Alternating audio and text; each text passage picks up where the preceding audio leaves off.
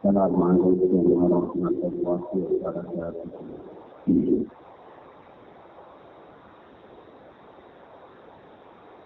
Alhamdulillahilladzi hadana wa manna 'alaihi wa akramana bihi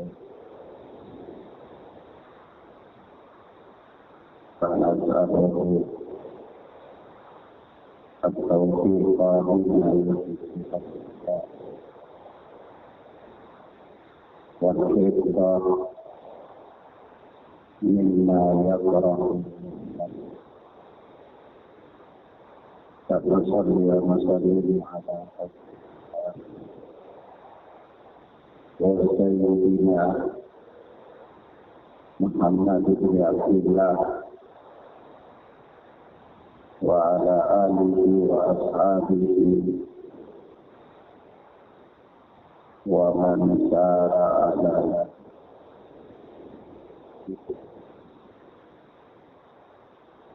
أما بعد معاشر المستمعات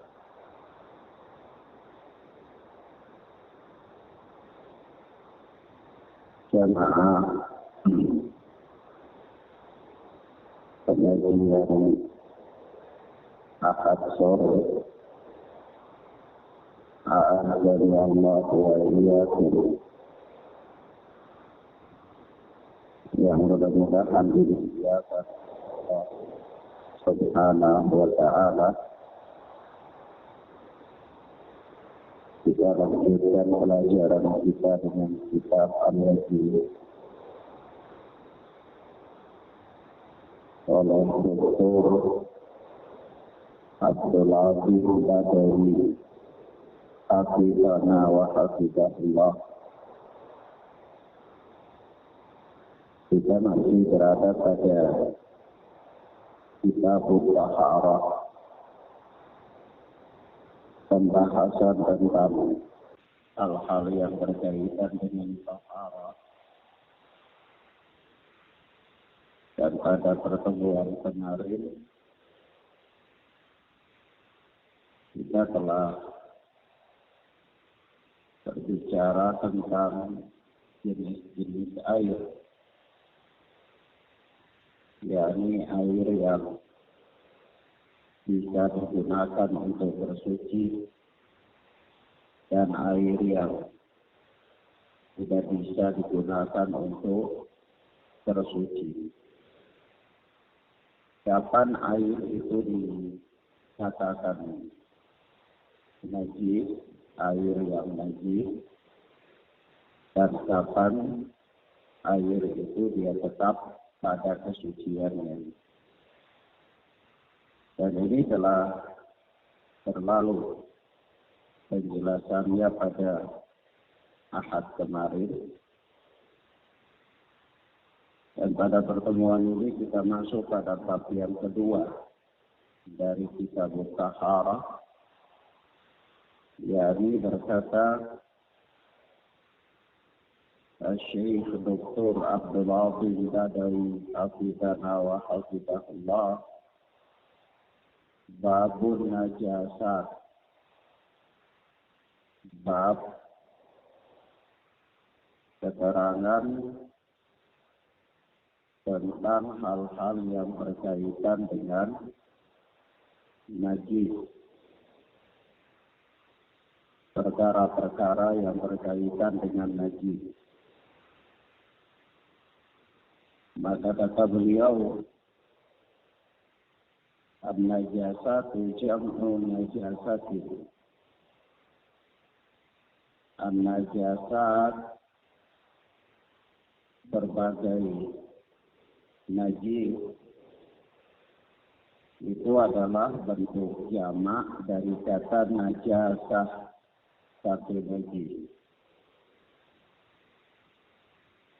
Wa hiya kullu syai'in yastaqdiruhu ahlu taba'i salilah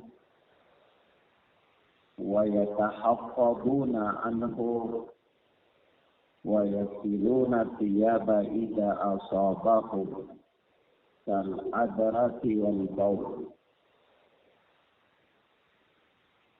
Dan pengertian najis itu adalah, kalau dikatakan najis, lalu ditanya apa definisi najis? Pengertian najis itu apa? Kalau nggak tahu, nanti katakan najis itu tai sayap. Kalau najis itu tai cicak, misalnya. Atau kotoran kuda. Tetapi najis itu punya definisi. Dan sudah merupakan suatu hal yang dimaklumi di kalangan para ahlul ilmi, bahwa ketika seseorang dia masuk dalam suatu pembahasan, dia harus mengerti tentang definisi dari apa yang akan dia bahas. Ya, dengan begitu dia akan mudah memahami. Nah, karena pembahasan kita adalah pembahasan yang berkaitan dengan najis, maka perlu kita mengetahui apa itu definisi najis. Ta'rif atau pengertiannya. Maka kata Dr. Abdullah bin Badawi dalam kitabnya Al-Najis ini, kata beliau, wa hiya kullu syai'in yastakbiruhu ahlu taba'i salimah wa yatahaffaduna anhu wa yasiluna thiyaba idza asabahum kal azrati wal baul. Najis itu adalah segala perkara yang dianggap kotor oleh orang-orang yang mempunyai tabiat yang baik. Segala perkara yang dianggap kotor oleh orang-orang yang mempunyai tabiat yang baik. Wa yatahaffaduna anhu, serta mereka menjaga diri darinya, berhati-hati darinya. Wa yasiluna thiyaba idza asabahum, serta mereka membasuh baju-baju mereka apabila tertimpa benda yang najis itu, yang dianggap buruk itu, kal-adrati wal baul, seperti tinja dan kencing. Nah, jadi segala hal yang menurut orang-orang yang mempunyai tabiat yang selamat sebagai bentuk kotoran, lalu mereka berhati-hati menjaga diri dari kotoran tersebut, dan apabila menimpa pakaian-pakaian mereka, maka mereka mencuci pakaian-pakaian mereka, maka itulah yang dimaksudkan dengan najis. Ya, contohnya najis itu banyak sekali, dan nanti kita sebutkan pada pembahasannya. Namun contohnya kata beliau kal-azrati wal baul, seperti tinja manusia dan baul, kencing, air kencing manusia. Ini dianggap sebagai apa? Benda yang najis. Dianggap sebagai benda yang najis. Nah, maka kata beliau, kata penulis dalam menerangkan perkara ini, kata beliau, wal aslu fil asya'i al-ibahatu wat tahara. Faman za'ama najasata 'ainin ma fa'alaihi bid-dalil. Fa in nahadha bihi fadhalik wa in 'ajaza anhu aw ja'a bima la taqumu bihi al-hujjah fal wajibu 'alaina al-wuqufu 'ala ma yaqtadhihi al-asl wal bara'ah. Kata beliau, asal dalam segala perkara ya. Asal dalam segala perkara, misalnya benda-benda itu adalah al-ibaha wa tahara. Boleh dan suci. Faman za'ama najasata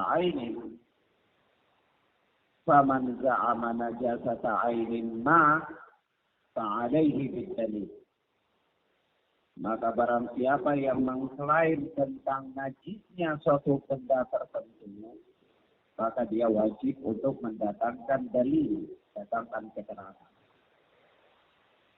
Artinya begini, karena asal dalam segala sesuatu itu suci, boleh. Maka kalau dia menghukumi suatu benda itu najis, dia wajib untuk mendatangkan keterangan bahwa itu benda tersebut adalah najis. Misalnya dalam segala sesuatu itu apa? Batu, kayu, pasir. Ya. Ini semua hukum asalnya adalah suci. Maka barang siapa yang mengatakan misal kayu itu najis, dia harus mendatangkan dalil yang mengatakan kayu itu najis. Atau ketika dia katakan batu itu najis, dia harus mendatangkan dalil yang mengatakan batu itu najis. Atau pasir. Atau misalnya bangkai, atau suatu jenis hewan tertentu. Kalau dia mengatakan itu najis tertentu, maka dia wajib mendatangkan dalil. Kenapa? Karena asal dalam segala sesuatu itu adalah suci. Sehingga kata beliau, fa innaha bihi fadhalik. Nah, kalau dia mampu mendatangkan dalil untuk menunjukkan apa yang dia katakan najis itu adalah najis, maka itu berarti benar perkara itu najis. Wa in ajaza anhu aw ja'a bima la taqumu bihi al-hujjah fal wajibu 'alaina al-wuqufu 'ala ma yaqtadihi al-aslu wal bara'ah. Kalau dia tidak mampu untuk mendatangkan dalil, atau dia datangkan dalil tetapi dalilnya itu asal-asalan yang tidak bisa dijadikan sebagai argumen, maka kita wajib untuk berpegang teguh dengan hukum asal, yaitu al-bara'ah, yakni segala sesuatu itu adalah suci. Jadi misalnya begini, karena segala sesuatu itu hukumnya suci, misalnya pohon, ranting, kayu, daun, batu, pasir, kemudian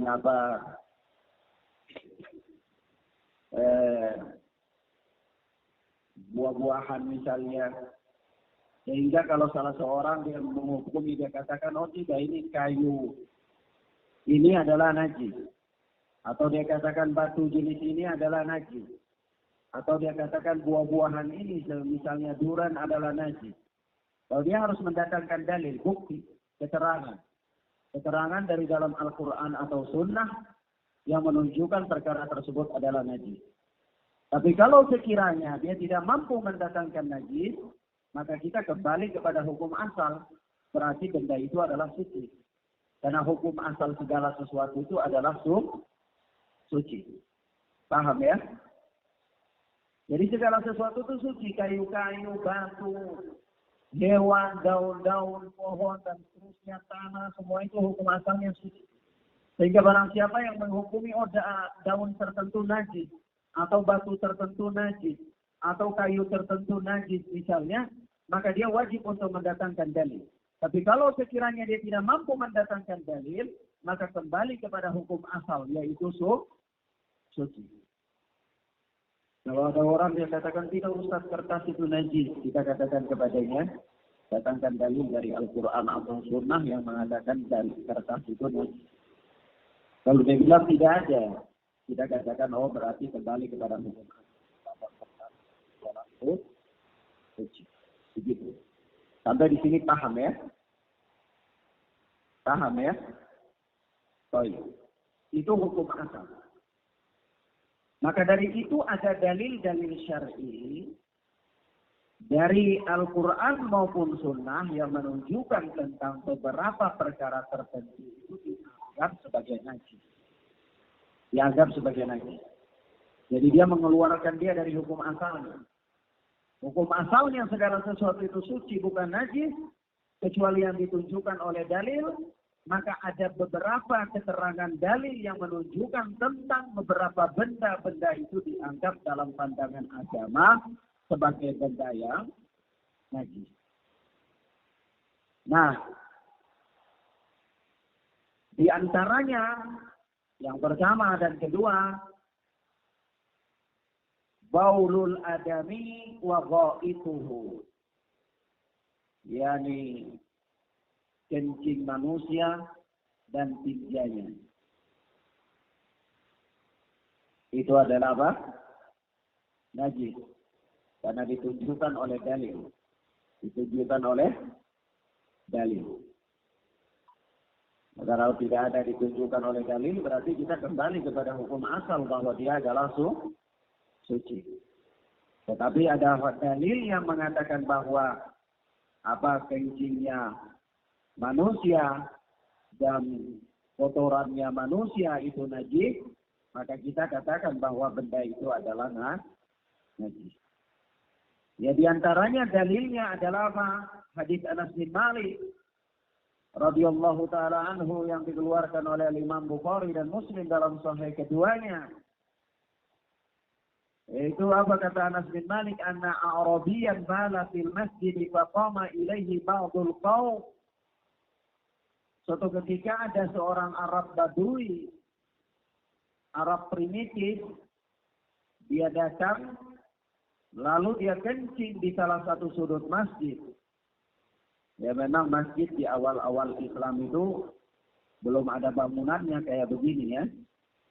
Di awal-awal Islam itu ya cuma dibatasi saja, lalu ditaruh pembatas, lalu lingkungan itu dianggap sebagai masjid. Nah, karena Arab Badui ini orang primitif, datang dari gunung, tidak mengerti kalau tempat itu adalah masjid, dia datang lalu dia kencing di situ. Nah, pada waktu dia kencing di masjid itu ada para sahabat dan juga ada Rasulullah Sallallahu Alaihi Wasallam. Dan mereka menyaksikan perbuatan Arab primitif tersebut. Maka kata Anas bin Malik, faqama ilaihi ba'dul qaum.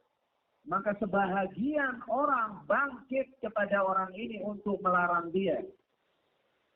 Faqala Rasulullah sallallahu alaihi wasallam, lalu Rasulullah sallallahu alaihi wasallam bersabda, da'uhu, biarkan dia. Wala tuzrimuhu, dan janganlah kalian menghentikan dia dari kencingnya itu. Jadi jangan menyakiti dia. Kalau orang ada kencing tiba-tiba dihardik menghentikan, jadinya apa? Bisa mudarat terhadap dirinya sendiri. Maka kata Rasulullah, biarkan dia, jangan hentikan kencingnya itu. Qala, maka kata Anas bin Malik, falamma faragha da'a bidalwin min ma'in fasabbahu alaihi.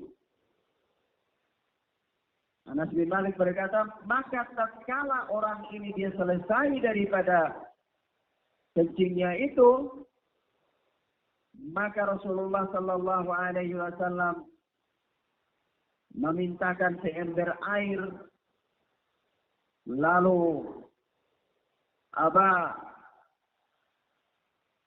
fasabbahu alaihi. Satu ember air itu disiram oleh Rasulullah ke tempat bekas kencingnya Arab Badui. Nah, maka di sini dalil ya. Di sini menjadi dalil bahwa kencing manusia itu najis. Kenapa? Karena ketika Arab Badui ini dia selesai kencing dari situ, Rasulullah minta air 1 ember, lalu Rasulullah siram. Yani membersihkan najisnya. Artinya kalau misal kencing manusia itu bukan najis, ya tidak perlu Rasulullah Sallallahu Alaihi Wasallam meminta diambilkan air 1 ember untuk disiram.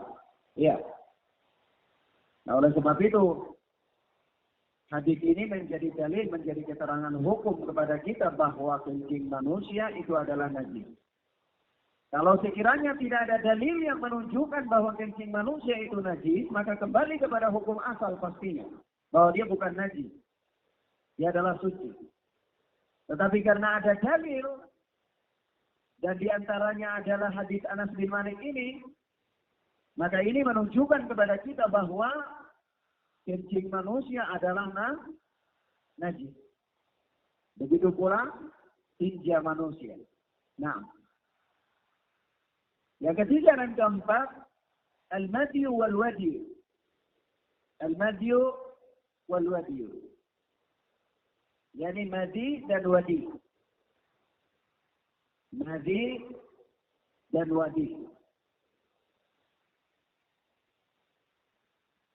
أما المدي فهو ماء أبيض رقيق لذيذ يخرج عند الشهوة لا بشهوة ولا دفق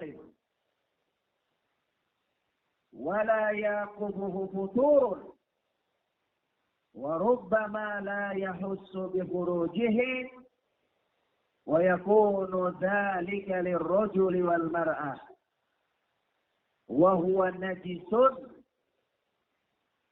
ولهذا أمر النبي صلى الله عليه وسلم بغسل الذكر منه.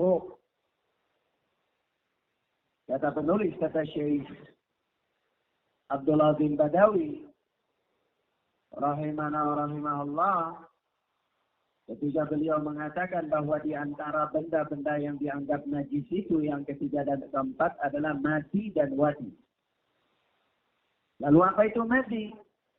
Kata beliau, madi itu adalah ma'un abyadu raqiqun lazijun yakhruju 'inda syahwa. Yani cairan bening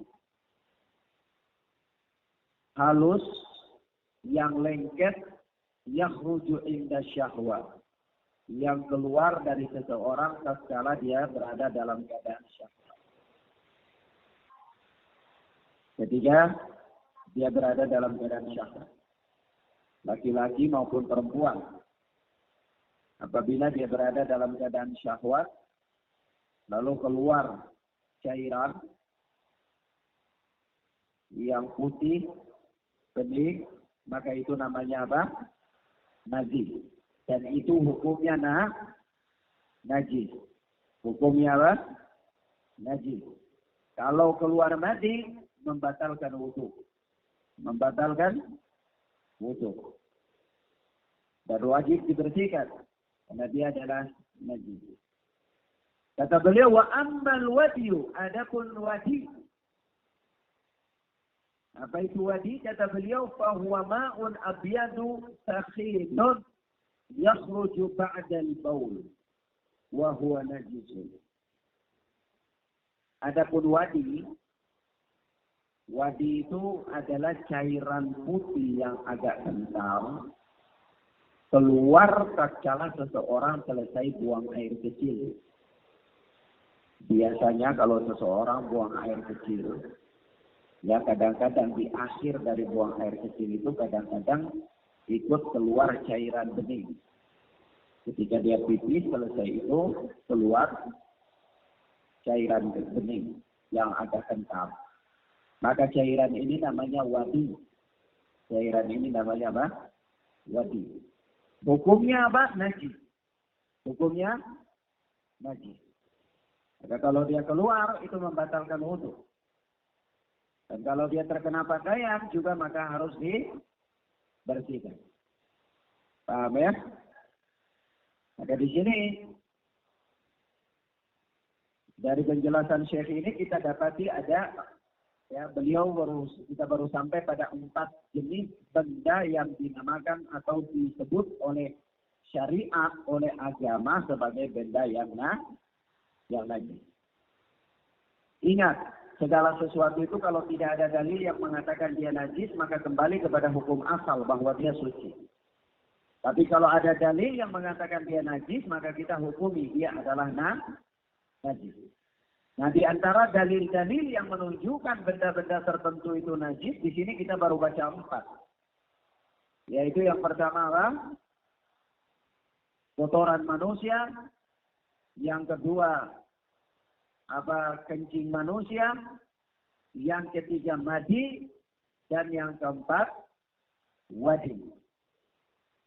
Madi itu apa definisinya? Madi itu adalah apa? Cairan bening yang halus lengket keluar tatkala seseorang berada dalam keadaan syahwat. Wa yakunu dzalika lirrajuli wal mar'ah, yang demikian itu terjadi pada wanita dan laki-laki sama. Laki-laki dan wanita kalau berada dalam keadaan syahwat lalu ada keluar cairan, maka cairan itu namanya madi. Cairan itu namanya apa? Madi, dan hukumnya adalah najis. Hukumnya najis. Kalau keluar dia wajib untuk berwudu karena membatalkan wudu. Kalau terkena pakaian maka dia wajib untuk membersihkan pakaiannya. Nanti ada cara membersihkannya juga. Nanti kita bahas di bab. Yang keempat adalah wadi. Wadi itu adalah ma'un abyadu sakhinun yakhruju ba'dal baul. Adalah cairan putih yang sakhinun agak kental, yakhruju ba'dal baul, yang biasanya keluar setelah seseorang buang air kecil. Kadang-kadang orang buang air kecil itu, makanya kalau orang terburu-buru buang air kecil, kadang-kadang belum selesai benar atau pas sudah selesai, muncul lagi ada cairan putih, jadi yang agak kental. Cairan ini namanya wadi. Dan cairan ini hukumnya adalah najis. Wa huwa najis. Hukumnya apa? Najis. Nah,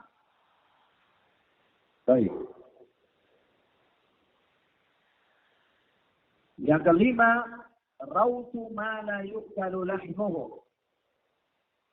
Yang kelima adalah kotoran hewan yang tidak dimakan dagingnya.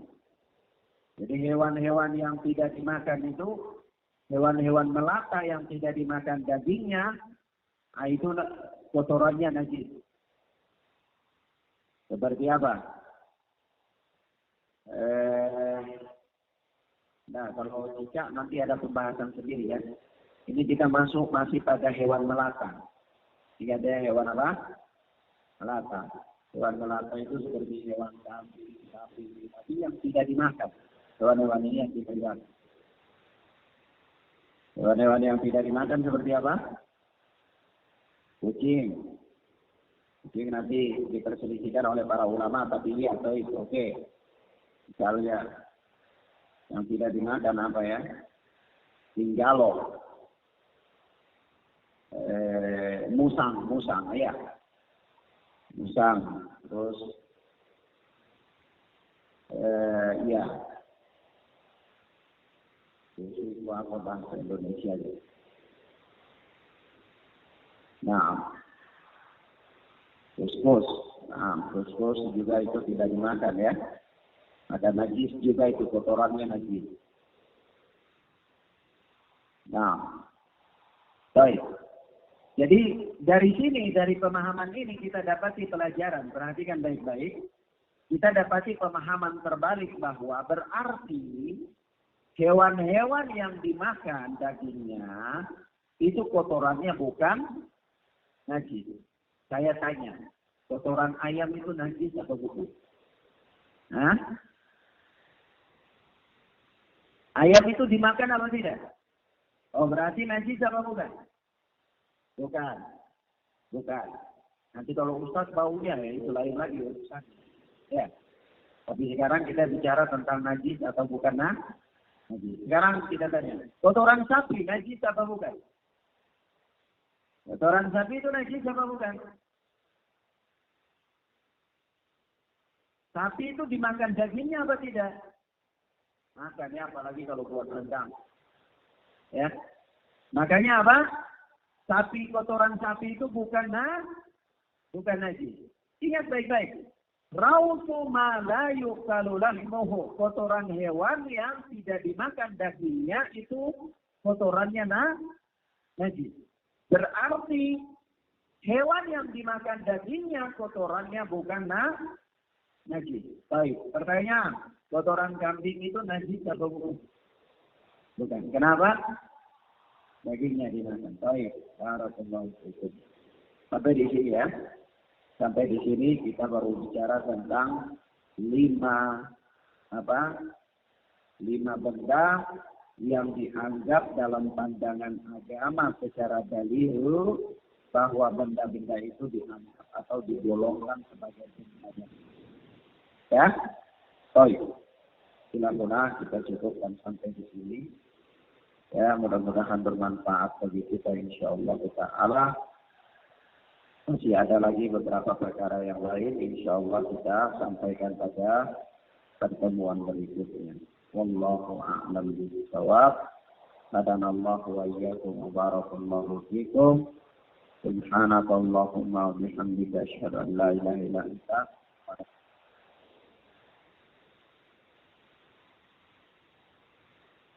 Nah, mengapa pendapat beberapa orang bahwa jika barang siapa yang belum beristinja dengan baik, maka segala sesuatu yang berkaitan dengan sholat dan baca Quran bisa oleh Allah Subhanahu wa Ta'ala.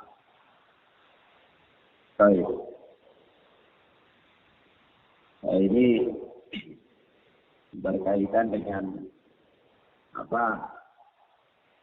sholat itu kan suci badan, suci tempat, ya, suci pakaian dari najis. Jadi salah satu syarat sahnya sholat itu adalah sucinya pakaian, sucinya badan, sucinya tempat sholat dari najis. Nah, kalau seseorang pada dirinya ada najis, ya otomatis sholatnya tidak sah. Nah, kalau beristinja yang baik, ya istinja itu asalnya yang penting sudah yakin bersih sudah. Nah, nanti kita sampai di babnya. Tapi yang jelas kalau seseorang itu secara zahir tidak nampak pada pakaiannya ada najis, tidak nampak pada tubuhnya ada najis, tidak nampak pada tempat sholatnya ada najis, sudah sah saja sholatnya. Ya, paham ya? Baik. Kemudian yang berikut, pertanyaan yang kedua,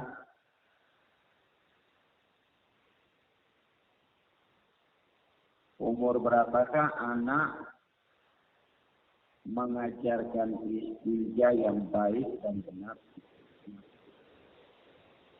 Ya, anak-anak itu, kan istinja itu bukan ilmu yang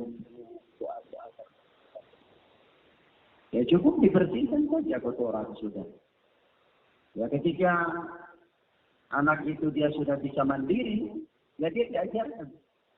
Misalnya dia diajarkan kalau mau apa saja BAB itu ke kamar mandi, ke toilet, kemudian diajarkan bagaimana cara membersihkannya, dan seterusnya. Ala kulli hal, ketika anak itu sudah mandiri. Dan kemandirian anak itu beda-beda ya. Kemandirian anak itu beda-beda. Yang jelas anak itu kalau dia belum balik, itu dia belum terbebani dengan kewajiban syariat. Anak itu kalau belum balik, maka dia belum terbebani dengan kewajiban syariat. Nah kalau sebagai pelatihan untuk anak, yaitu di usia 7 tahun. Karena usia 7 tahun itu anak kecil sudah boleh dilatih untuk sholat. Diperintahkan untuk apa? Untuk sholat. Jadi di usia itu anak sudah harus diajari tentang tata cara wudhu yang benar. Kemudian bagaimana dia membersihkan kotoran, dia beristinja. ya, dan seterusnya. Di usia 7 tahun, karena pada usia 7 tahun itu sang anak sudah diperintahkan untuk berlatih melakukan sholat. Ya, nah, wallahu a'lam bishawab. Baik. Ada lagi? Ya, kalau tidak ada kita cukupkan sampai di sini. Mudah-mudahan bermanfaat bagi kita insyaallah taala. Allahumma yassir lana wa la tu'sir alaina. Allahumma barik lana fima a'tayt. Subhanaka Allahumma bihamdika asyhadu an la ilaha illa anta astaghfiruka wa atubu ilaik. Assalamualaikum warahmatullahi wabarakatuh.